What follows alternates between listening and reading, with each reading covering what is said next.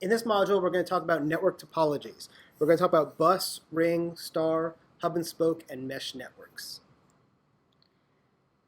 So our networks are actually defined not just by geography like we covered in the last lecture, but we're also going to cover them by topology. And that can be either the way they are physically laid out, their physical topology, which is how they're physically connected together by the media. It can also be the way they are logically, and which when we're talking about that, we're talking about the way the traffic flows around the network. So for instance, in here, we have a picture of our token ring network, is what it says in the middle, which means logically the data is traveling in a circle. But the physical connection, you can see, that doesn't look like a ring, does it? It looks like a star, because this is physically a star network. And so as you can see here, we have a logical ring, but we have a physical star. So the first one we're going to talk about is a bus topology. A bus topology is the simplest type of network. It uses the least amount of cabling. So if I want to connect this room together, I can take one cable and go from the left side of the room all the way to the right side of the room, and anyone who wants ability to talk on the network would just tap into that one cable. Most of our networks in the 80s, this is where we started out with, was bus topology networks. Each device will tap into the cable using either a T connector or a vampire tap. And what a vampire tap is, it literally was a tap that you would clamp on and it would bite into the cable with a metal connection. And by biting into the cable, it then became part of that network. A T connector was actually you'd screw onto a T, and that way you'd get connector as well. It's an old technology. You're not going to see this used anymore. I've rarely, if ever, seen it used in the last 10 years. All the devices on that same cable do become part of what we call the same collision domain. And we'll talk more about collision domains when we get into the hubs later. But essentially, if I have two devices on a collision domain and they talk at the same time, they're going to collide and they're going to have an issue. And then we get to overcome that, and it's going to slow down your networks. So that's another reason why bus topologies are not used anymore, because they're all on a single collision domain. We're going to have a lot more collisions. And more collisions means slower down in the network. Slow down in the network, excuse me. The next one we have is a ring network. And a ring is pretty easy to see physically because it's a big circle. So it's usually a cable running in a circular loop as opposed to a straight line. The good thing about this is that you have continuity going all the way around all of the devices, so you have a little bit more redundancy. Each time you want to send data, each device connects to the ring, and the data will travel around in a circle, in a circular direction, as you can see in the diagram here. This is really common in FDDI networks, which is fiber distribution networks. That's what FDDI stands for. Usually with FDDI, you have two rings. You have an inner ring and an outer ring, so that if one ring gets cut, the other ring is the backup. And so you have two rings doing data in both directions. Each device on a ring will wait its turn by passing what's called a token around. So often these will be called token ring networks. And that way we can minimize the amount of collisions. In fact, we can eliminate the collisions, because it's kind of like in kindergarten when you pass the talking bear around the circle. Only one person could talk at a time, right? Whoever had the talking bear. Same thing with a token ring network. With buses, it's just everyone's free for all, right? Whoever wants to talk can talk. And if two people talk at the same time, you have a collision, and you have to figure out how to overcome that. The thing about rings is they do use more cabling than does a bus. Okay. Again, rings aren't commonly used in local area networks nowadays. Usually they're going to be used for backbone networks or wide area network connections. And we'll talk more about those when we get to wide area networks later on. But in general, the only rings you're going to see nowadays are fiber rings used with fiber networks. The most common one that we use nowadays is what's called a star. And a star topology is where all devices connect to a single point. So if all the computers in this room connect to a single switch or hub, that's a star network, which is what they do. This is the most popular LAN topology today. It's what you use in your home. It's what we use here in school. And it is commonly used with Ethernet cabling, but it can also be used with fiber. And it can be used with wireless, because again, you have that central access point that everything comes back to.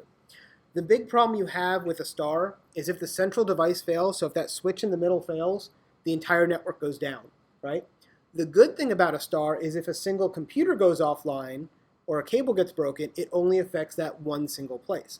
So as I'm looking here, and I have this one cable right here, if it gets cut, that wouldn't make a difference to all the other machines, right? But when we go back and we look at something like a bus, if I cut the connection here, half your network goes away, right? So the 2 guys on the left will be isolated on their own, and the 4 guys on the right will be isolated on their own. And they can talk amongst themselves, but they can't talk to the other sides of the network anymore. With a star, that doesn't become an issue. So that's one of the reasons why we've moved to star, is that it's easier to do that. The other good thing about a star is it's easier to expand, right? If I want to put a new network on, or cover a new location, I just run another cable back to the star. Whereas with the old bus network, we'd have to extend that long cable and connect them together. The next one we're going to talk about here is a hub and spoke technology. Okay, the easiest way to think about this one is think about the way airlines operate nowadays. They all have their hub cities, right? That's how a hub and spoke works. So if I want to connect multiple sites together, usually this will be used for wide area network connections. It works a lot like a star, but with your WAN links. So for instance, let's say I have my major city is in DC, and then I have 5 satellite offices, one in West Virginia, one in Pennsylvania, one in Virginia, one in North Carolina, and one in South Carolina. All those subsites will connect back to DC first, and then from DC go out to the internet. Okay, and that way everything comes back up. So if I wanted to connect from West Virginia to South Carolina, I would go from West Virginia to DC and DC down to South Carolina. There's no direct connection between those 2 smaller sites. And that saves us money because we don't have to have connections between all of our sites. We just have it from the main site down to the subsites. So in a corporate environment, this would be like your headquarters going out to your retail storefronts, right? The bad thing about this is there's no redundancy. If the central office goes down, there's a power outage in DC, all the other offices no longer can connect to each other, right? So that becomes a big issue. But overall, it's usually not a big issue. We can overcome that with other redundancy techniques, things like battery backups and power backups and additional link connections and all sorts of stuff like that. So it is highly used in a lot of places. I can tell you where I work, we have 2 main hub sites, and everything connects to those 2 hub sites from all over the world. And then those 2 sites will then connect to each other. A full mesh. So if hub and spoke isn't good enough because it doesn't have enough redundancy, you can go to a full mesh. And the full mesh is by far the most redundant topology that we have. The good thing about it is that every node connects to every other node. So as you see here in the diagram, everybody connects to everybody else. And that means you always have optimal routing available. So if I want to go from the computer on the top to the computer on the bottom, I can go straight up and down. But if that link's not working, I can go around the side, right? Or if I wanted to go from the guy at the 12 o'clock position to the guy at the 9 o'clock position, I can either go 12 all the way around to 9, or I can go 12, 11, 10, 9, right? And so you got multiple ways to go around. The problem with full meshes is the thing that makes them great is everybody connects to each other. The thing that sucks about them is everybody connects to each other. And so it gets very, very expensive to operate. If I have to maintain all these links, it gets extremely expensive. So if you want to calculate the number of connections, it's pretty easy when you have a small amount like 5 or less. You can count them pretty quickly. But as soon as you start getting a large number of connections, it goes exponential growth pretty quickly. For instance, in my picture, I show you guys 6 computers, right? How many connections do I need to connect 6 computers? Yeah, so it's going to be 6 times 5 divided by 2, which would be 15, right? Based on that calculation. So let's say I wanted to go to 7 computers. How many would it be? 21. So adding 1 computer added 7 more connections, right? Or 6 more connections, excuse me. Let's say I went to 10 computers, 45 connections. You see how it gets pretty big pretty quickly, right? What if I had 50 computers? Really big number, right? So if I got 50, it goes to 1,225 connections, right? This expansion goes really quick, really big, and gets really expensive. So we're not going to use full mesh very often, right? Where might you see a full mesh connection? What do you guys think? Can anybody think of an example? I'm thinking military. Nah, too expensive. Yeah, yeah, even the military doesn't use full mesh connections, right? Because they're just too darn expensive. And think about how many sites we have around the world. That's a lot of connections you'd have to have. The only place I've really seen a full mesh used is if you have a very small organization that's spread out pretty far that needs high redundancy. So if you had 3 main sites, you can use a full mesh between those 3 sites, right? 3 or 5 or 6 sites, maybe something like that. And then do hub and spoke down from there. That might be useful. The other place I see full mesh, if any of you guys are pirates and like to download things on like Pirate Bay and torrent websites, once you get that torrent loaded up and you're doing the connection, the peer-to-peer networking, that's usually where I'll see a lot of full mesh as well. Because if I'm getting a file and I'm getting it from the 3 of you, I have a connection with each of you. And if you're trying to download the same file, you have a connection with each of us, and you're getting parts from each other. And so that becomes a full mesh network. It's a virtual full mesh network, but logically that's what it becomes. So I see that a lot with logical connections. I don't see it a lot with physical connections.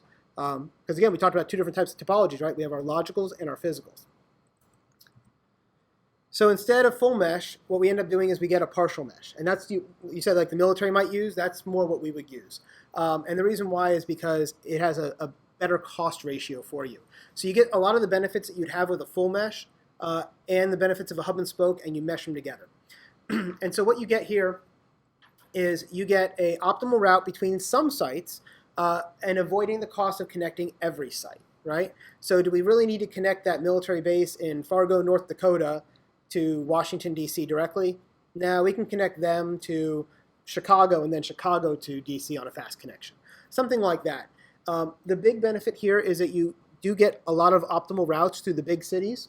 And the best thing to do is you've got to monitor your traffic patterns effectively at first before you build this. So if I know where my big networks are, that's where I'm going to get it. And again, if you think of the airlines, this will make sense, right?